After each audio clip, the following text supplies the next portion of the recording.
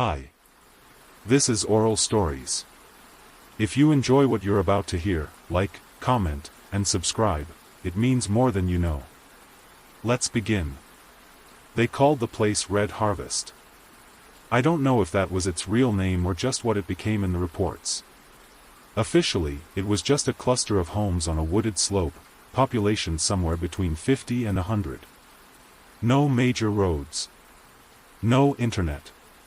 Just dirt trails and whispered directions passed between locals who knew better than to talk too loud.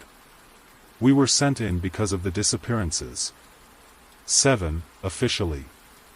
Probably more. Hikers. Hunters.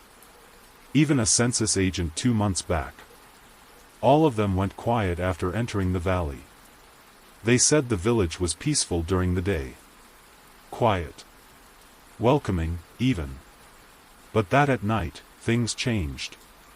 And always after the bell rang. That was what stuck with me. Not the missing persons. Not the eerie location. The bell. The department assigned me, Detective Evan Gray, along with 2 partners. Marla Vega, a quiet, perceptive deputy with a memory like a trap. And Officer Marcus Ruiz, skeptical, ex-military, the type who never quite got used to peace. We drove in under a thick sky, late afternoon. The road narrowed the closer we got, trees curling over like fingers, branches webbing together above us. By the time the tires crunched onto gravel, we'd passed 3 rusted signs warning of private land, poor reception, and restricted access by ordnance. But no fences. No cameras. Just fog, forest, and the steady rise of the mountains. Then we saw it, Red Harvest. It looked untouched. Like a postcard from 40 years ago. Clapboard houses with stone chimneys. A wooden bridge over a creek still half frozen. Smoke curling from stoves. Laundry hung between trees. People waved as we passed, smiling wide. A little too wide. Ruiz leaned forward between the seats. This place is straight out a little house on the creepy prairie. Marla just said, too clean. I don't trust it. I parked near the central square, a circular clearing with a stone well and an old iron bell tower dead center. The bell itself was massive. Rusted black. No rope. No plaque. Just, there. A man was waiting for us beneath it. He introduced himself as Mayor Cole. Wore a brown overcoat and a permanent half-smile like he was trying to decide whether to sell you a house or bury you in the backyard.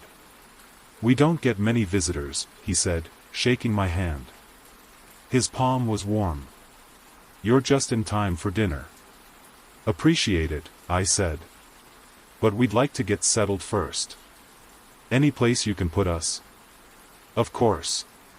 We've prepared the old caretaker's house for you. Fully stocked. And warm. Marla looked around. Where's the rest of your council? Town elders? Oh, they'll be around, he said. But be sure to keep inside once night falls. Especially if you hear the bell. Why? I asked. He just smiled again. Just don't be outside when it rings. The caretaker's house was nicer than expected, 2 floors, a stocked pantry, firewood, even a radio with limited reception. But the silence was wrong.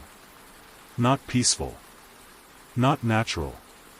It was like the woods themselves were listening. Ruiz cracked open a beer from his bag and plopped onto the couch. Friendly mayor. Weird place. I give it 2 days before we find out it's just some backwoods cult growing mushrooms. Marla stood by the window, arms crossed. There's no power lines coming in. I froze. She was right. No poles. No hum. But every house we passed had lights. That's impossible, I said. Ruiz lifted his bottle. Solar? Then how do they have heat? Marla asked. It's freezing. None of us had answers. That night, we began checking the files, missing persons reports, field notes from the agents who'd gone dark. Several described a strange bell tone around dusk, but none ever confirmed seeing who rang it. Some heard it in their dreams. Others in recordings. It always seemed to happen just before something went missing.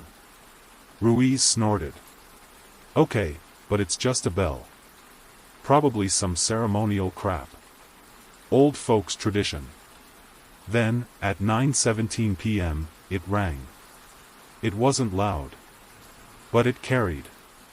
A low, groaning chime that didn't sound made of metal. More like bone dragged across stone. It vibrated through the glass, through our skulls. One toll.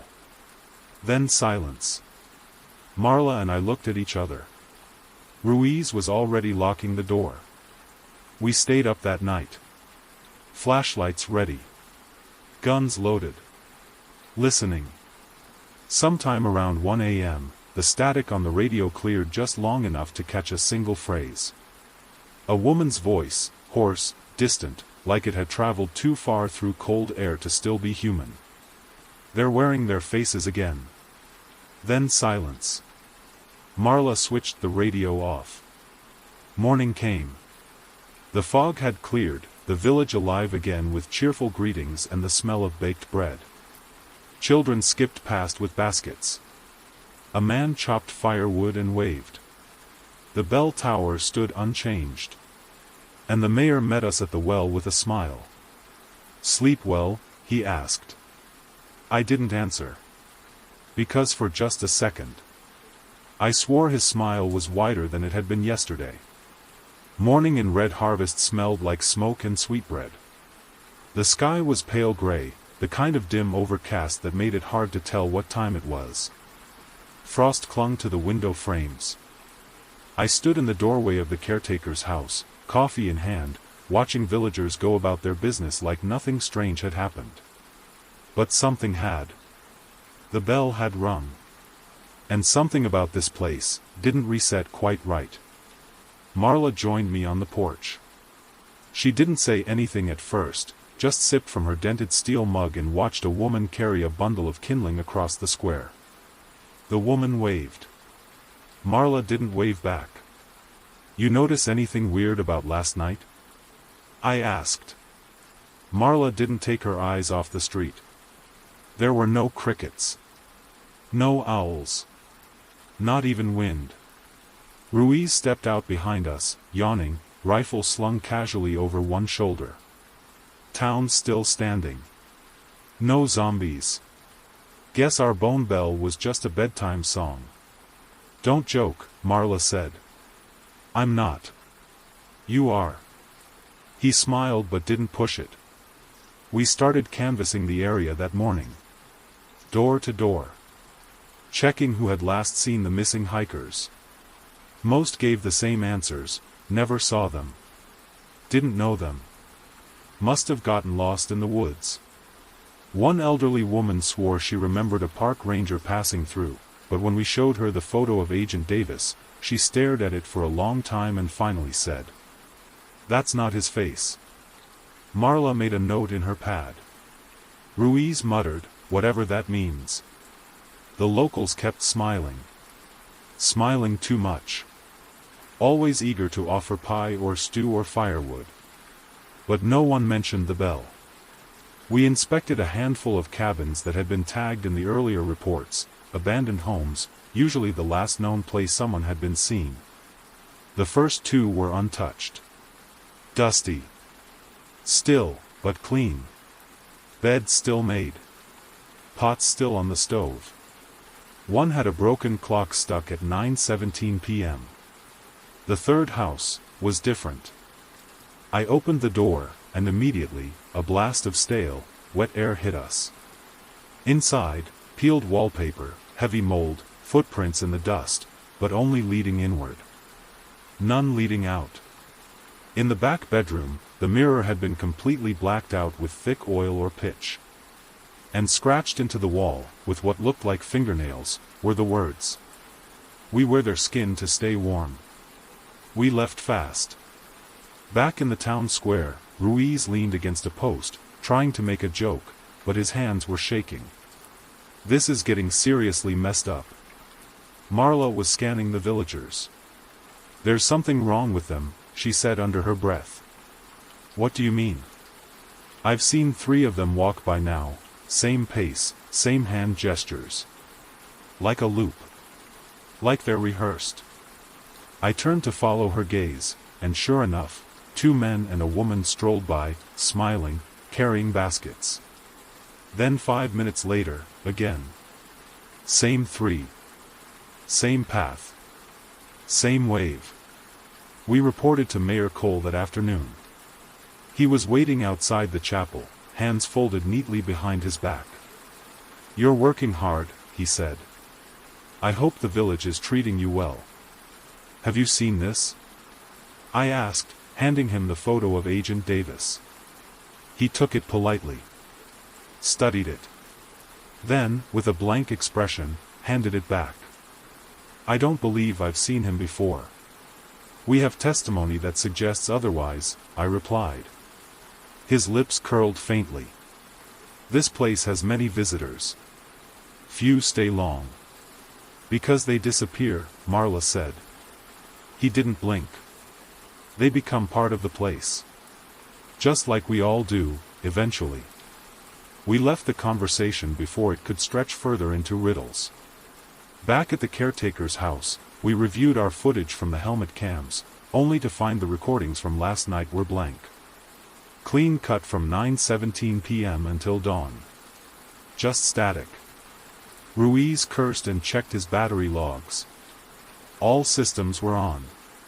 Nothing should have gone dark. I'm telling you, Marla said. This place has rules. Cycles. It's hiding in plain sight. But it resets every morning. I looked at the wall clock. 8:47 p.m.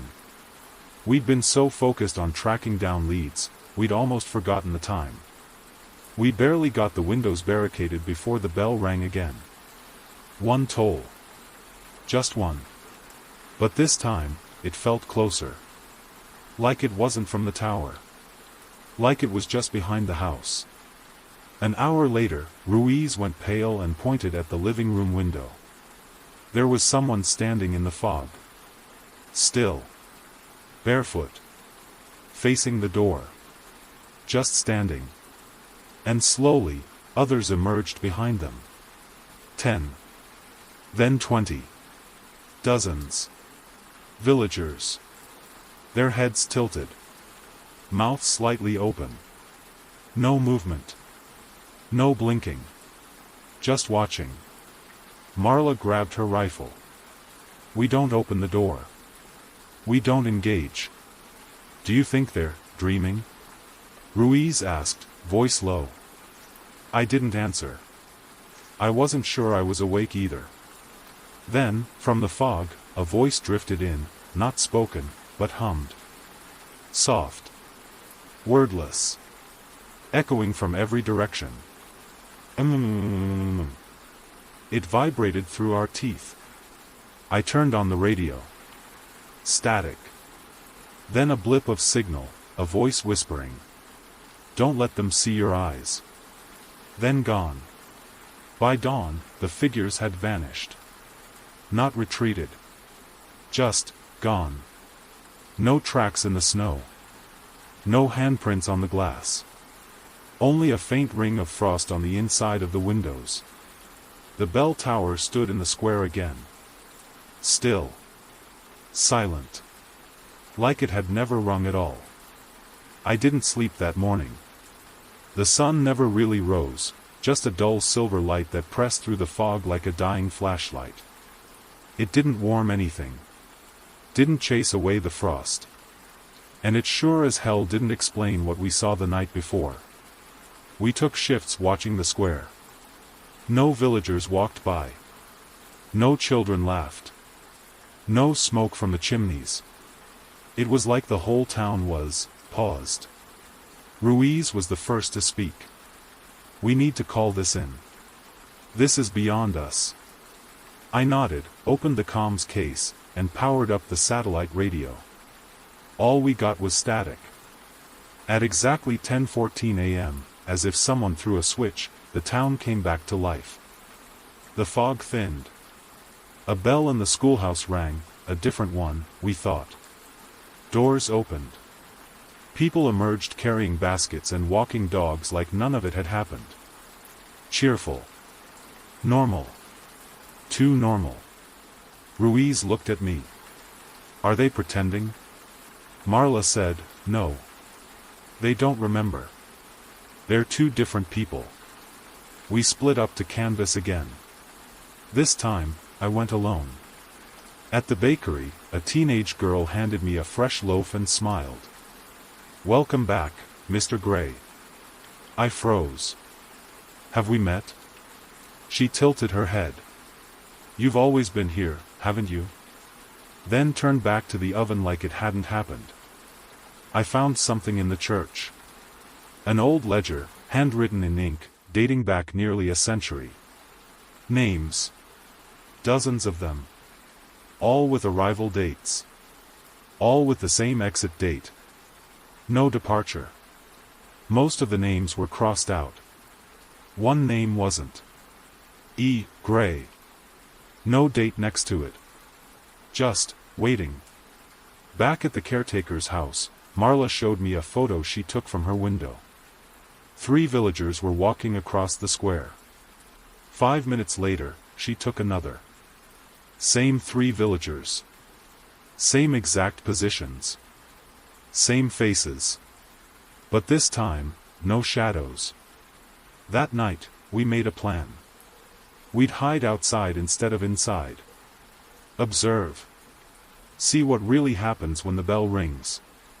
We set up camp in the old shed behind the schoolhouse. Limited view, but close enough to the square. At 9:17 p.m., the bell rang again.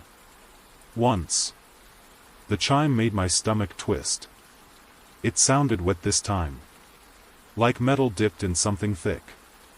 Then came the fog. Fast. Creeping low, coiling between buildings. It didn't rise like normal fog. It poured, like smoke pumped from some unseen grate beneath the ground. And then the faces appeared. Not full people. Just faces in the mist. Pale. Eyeless. Floating. Mouth slightly open. Ruiz whispered, "You're seeing this, right? This isn't just me." I raised my camera. The viewfinder showed nothing. Just static. But the faces were still there, staring. Silent. Then one of them opened its mouth wider, and I heard it. My voice. "You should have stayed inside, Evan." I dropped the camera. The fog thickened. The faces faded. And then, from the far end of the square, a figure stepped into view. It was tall. Wore my coat. My boots. Moved like me. But the face. It had no face. Just a stretched shadow where features should be.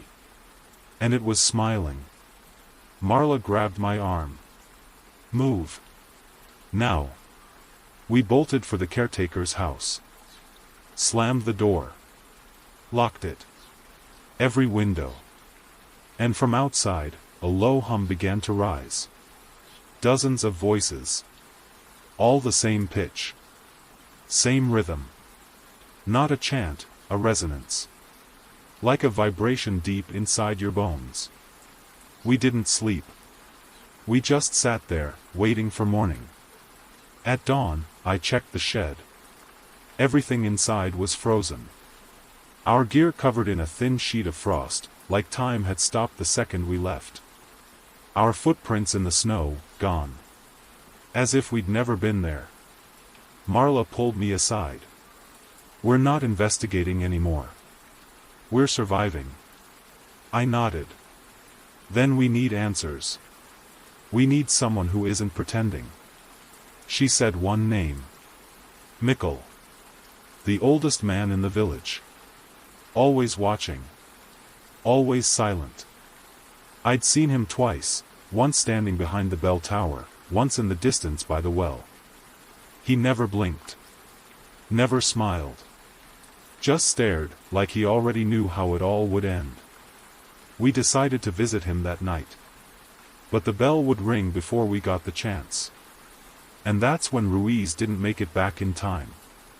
We split up for 5 minutes. That's all it took. 5 minutes before the bell.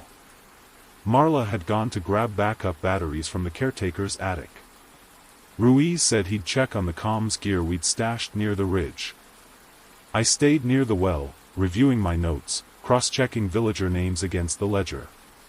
When the bell rang, it felt different. Not just a sound. A pull. Low, guttural, metallic, but inside me, somehow. Like it had rung through my lungs. I looked up. Fog was already pouring in. And Ruiz wasn't back. We held out for an hour. No sign of him. Marla paced by the window, rifle in hand. "We wait till dawn," she said. "He's trained. He'll find shelter." But I wasn't convinced. Not with what we'd seen. The faces. The fog. The figure that looked like me. I didn't say it out loud, but I already knew, if Ruiz was still alive, he wasn't coming back the same. The next morning, the fog lifted. We searched for hours. No blood. No tracks. Just Ruiz's dog tags, laid neatly on the stone steps of the bell tower. That was when I made the call. "We're going in." The bell tower stood like a tumor in the center of the village. Black iron and rotting wood. No visible way to ring the bell. No stairs we could see. Just a narrow door, padlocked shut with rusted chains. Marla knelt and examined it. "These chains haven't been touched in years." "Then how does it ring?" She didn't answer. I pried the lock off with a crowbar. The door swung open. Inside, cold stone. Spiral stairs descending, not up. Strange. We thought the tower only went up. Marla turned on her flashlight. The beam flickered against wet brick, old carvings, symbols, mostly circles with lines cut through them, repeated down every step. It smelled like mildew and metal. And something else. Ash. We descended. After 20 steps, the stairs curved inward. Narrower. The stone walls closed tight, and the air went heavy. Our radios stopped working. Compass spun in circles. I felt it first. A sound, like breathing from the walls. Marla whispered, "This place isn't just underground, it's old." I nodded. Older than the village. Then we reached the chamber. At the bottom, a round room, lit by flickering oil lamps that no one had lit. The bell hung in the center, but not above us. It hung upside down, half buried in the floor, like it had fallen from the sky and never stopped sinking. And around the edges of the room were figures. Motionless. Draped in cloaks of stitched leather and fabric. Silent. Each one had no face, just smooth skin where eyes, nose, and mouth should have been. Like mannequins. Or worse, like shells. One of them moved. Just slightly. A twitch of the neck. Marla raised her rifle.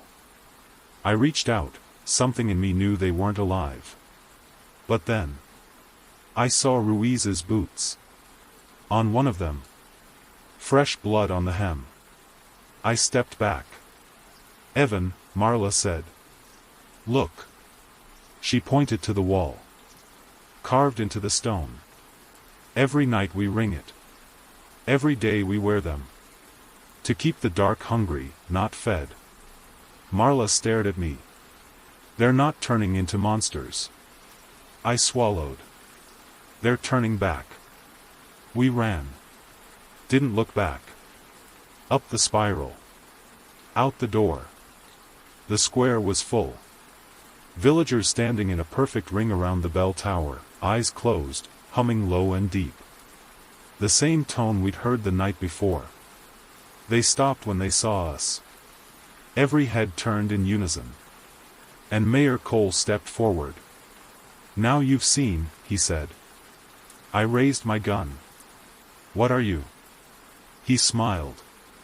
"The bell isn't a warning, detective. It's a reminder." "Of what?" He didn't answer. But every villager, at once, whispered the same phrase. "You've always been here." We barricaded ourselves back inside the caretaker's house. Didn't sleep. Didn't speak. Sometime just before dawn, I found a photo tucked in the back of my notebook. A black and white shot of the bell tower.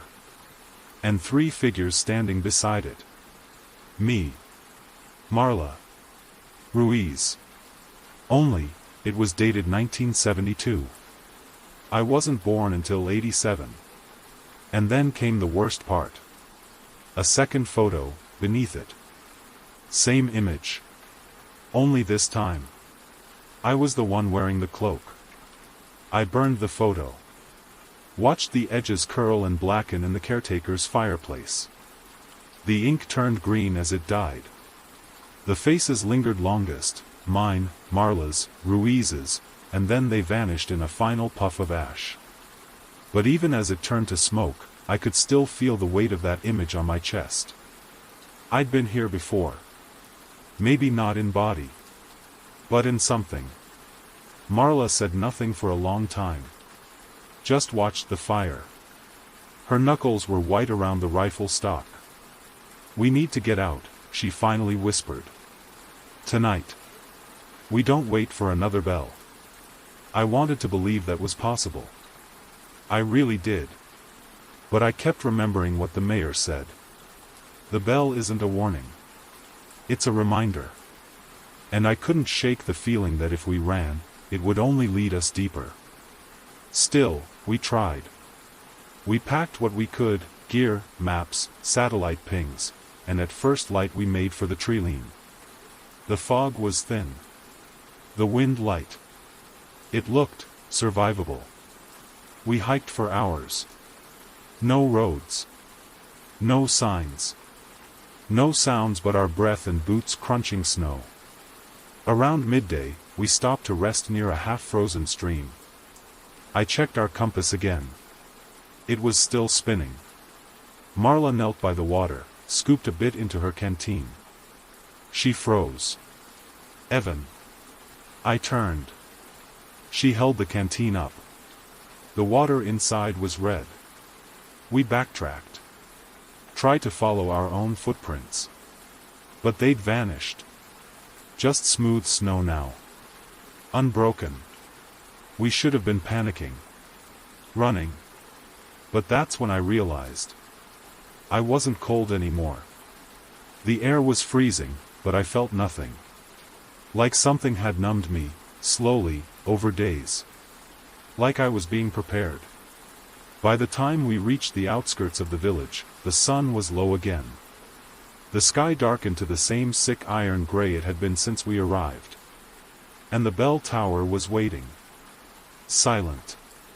Patient. As if it knew we'd come back. We returned to Mikkel's house that evening.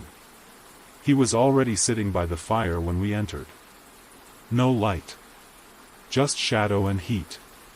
He didn't look surprised. "You left," he said softly.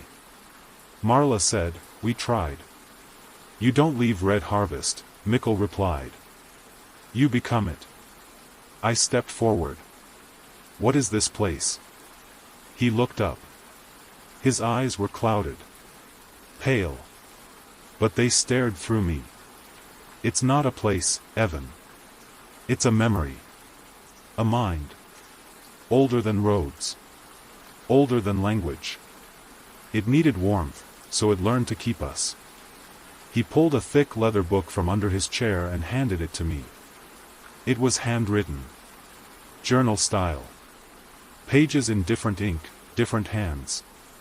A log of outsiders, detectives, researchers, soldiers, who had come to Red Harvest over decades. One name kept appearing. Evan Gray. Over and over. Sometimes as an officer. Sometimes as a priest. Sometimes, just listed as witness. Marla backed away. This can't be real. Mikkel didn't move. It's not. It's remembered. I flipped to the last page. My own handwriting stared back at me. The bell rings to wake the village. The fog comes to feed the mind. And the mind wears faces. I dropped the book. That night, we didn't sleep. We sat with our backs to the fire. Rifles loaded. All exits watched. The fog returned before the bell this time. It seeped under the door. Between the window frames. It brought with it the hum, the same awful sound that drilled behind the eyes. And then, the bell rang. But not once. 3 times. The walls trembled. Outside, we heard chanting. Dozens of voices. Hundreds. And footsteps. But not stomping. Not running. Shuffling. Slow. Uneven. I peeked through the boarded window. And froze. The entire village was outside. Standing in rows. Heads tilted. Eyes gone. They weren't people anymore. Their faces had stretched. Warped. Like wet clay left in the cold. And above them, at the top of the bell tower, a figure stood. Me. Marla saw it too. She grabbed my shoulder. It's using you. It's wearing you. I know. I opened the door. The villagers didn't move. They simply parted, allowing me to walk through them. Marla followed, gun raised. We passed them like ghosts. Some whispered my name. Some just smiled. But they didn't stop us. They were welcoming us back. At the base of the bell tower, the door stood wide open. Inside, stairs leading down again. But this time, the walls weren't stone. They were flesh. Veins. Pulses. Warm and wet. A tunnel through a mind. And at the end, one final door. Behind it, the winter mind. I can't describe what we saw. Not really. It was a shape, but not. A presence. A memory given weight. It had no face, but I knew it knew me. It showed me every version of myself. Every Evan it had kept. Every gray it had shaped into another brick in its village. It spoke without sound. You are not a detective. You are an anchor. And now, a keeper. I looked down. Marla was gone. Not dead. Not taken. Just gone. Like she had never been there. And in my hands was the leather book again. Open to the first page. Welcome back, Evan Gray.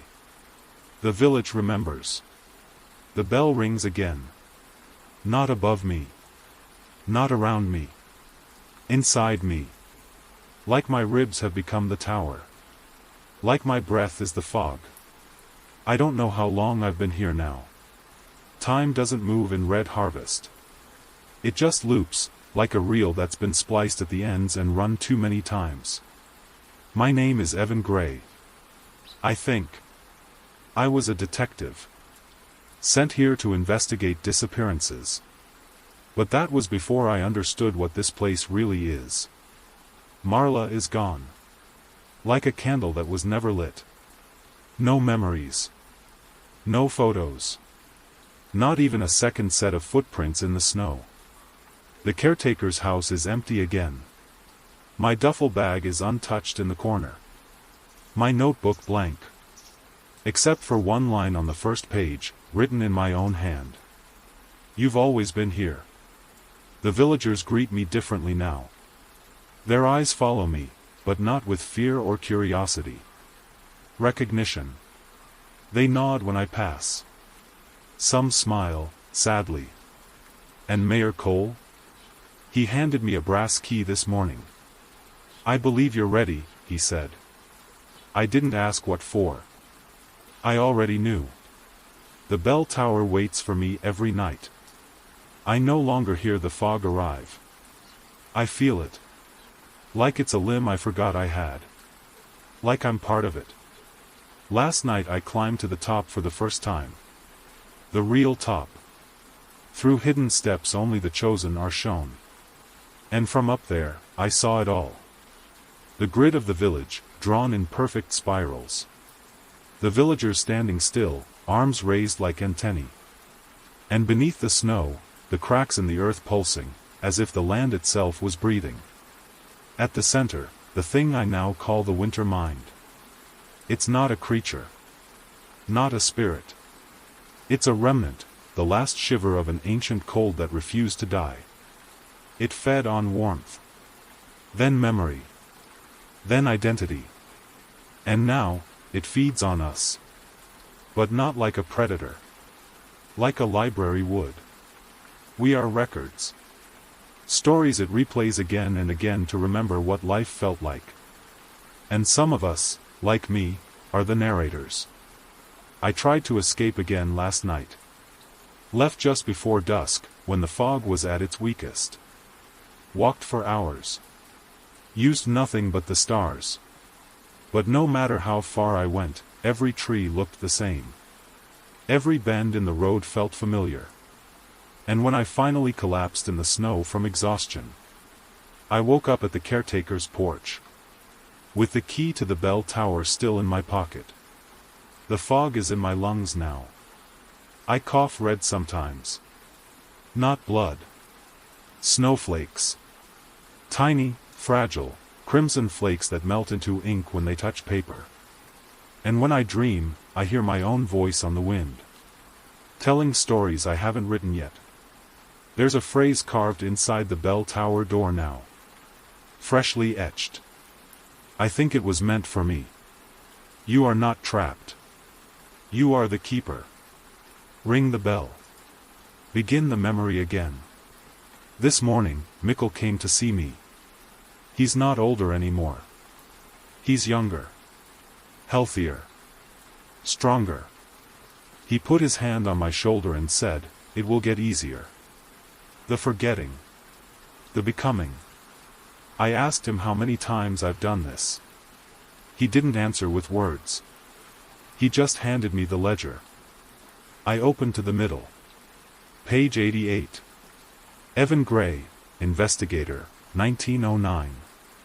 Evan Gray, Census Man, 1930. Evan Gray, Pastor, 1951. Evan Gray, Fire Marshal, 1972. Evan Gray, Reporter, 1993. Evan Gray, Deputy, 2002. Evan Gray, Private Detective, 2023. No departure dates. Just a small mark beside each. A tiny drawing of the bell. I know what I am now. A memory. A voice. A vessel for the winter mind to tell its story. Again. And again. Until someone breaks the loop. Or forgets to. I've started ringing the bell now. Once each night. To wake the town. To feed the fog. To call the next Evan. And if you're hearing this, if somehow the story reached you, then you're part of it too. Not just the listener. The next version. So remember this. If you ever visit a quiet little village where the fog comes early and the people feel rehearsed. If the sky always seems dim, and no one casts a shadow after sundown. If someone greets you by name before you give it. And if you hear a bell ring. Don't run. Don't speak. And whatever you do. Don't answer if they say you've always been here. Because you have. And the bell will ring again. Hey, guys, that's the end of this story. What did you think? Did it creep you out, make you think, or remind you of something strange from your own life? Drop your thoughts in the comments. I read every single one and love hearing what you're feeling. If you enjoyed this, give it a thumbs up, and subscribe for more eerie tales like this one. Hit that bell so you don't miss the next video, because you never know what's lurking around the corner. Stay curious, and I'll see you in the next one.